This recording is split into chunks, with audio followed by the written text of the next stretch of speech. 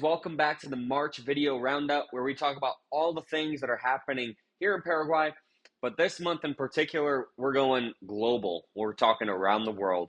Stay tuned. It's been an action-packed month. I mean, it was wild. It was start to end. There was so much happening.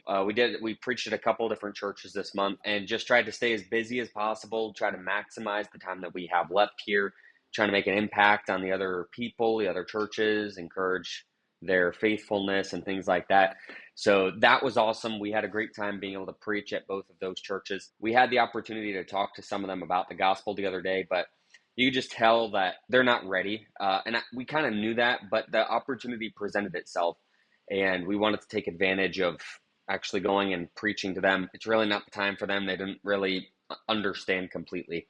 And so we need to pray for them. Some very cool things that happened this month that beyond the normal soul winning and normal church attendance. I got reached out to by a man who's a missionary in Pakistan.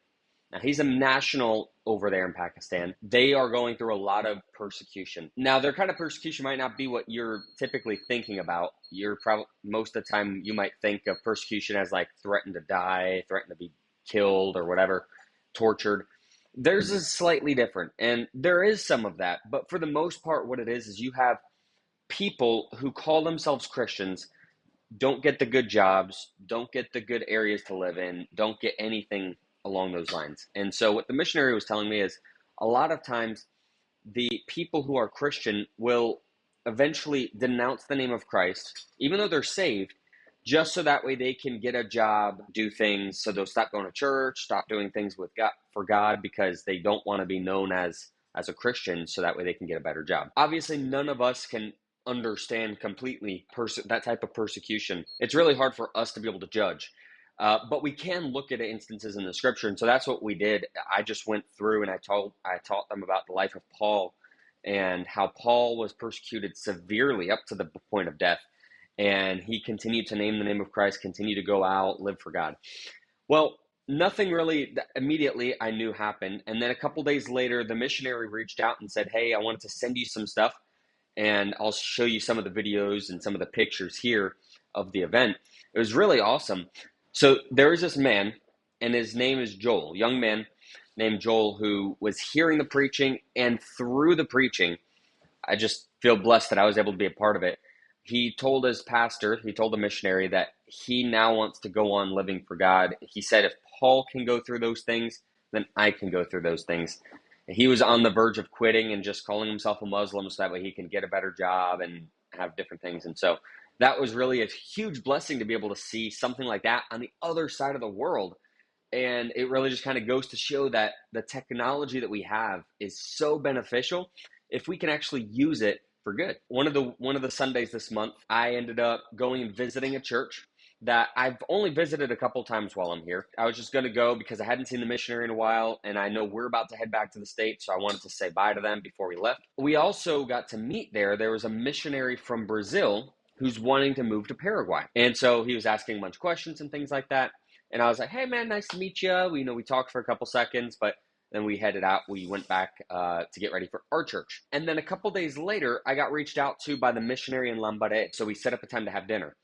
And when I went over there, I got to hear from him how he was planning on becoming a pastor in Brazil. He just wanted to stay there. He was fine with it. He was going to search for an opportunity to do that. And then, this is crazy, he said about a year ago, he saw one of my videos, maybe not on my channel, but someone posted our burden for Paraguay. And he said that through that, God started working on his heart to become a missionary in Paraguay. I was like, my jaw dropped. I'm like, there's no way this is possible. But somehow, he came across something that I did. And through that, he is now going to be working his way to coming to Paraguay to be a missionary. He's going back to Brazil to raise support now.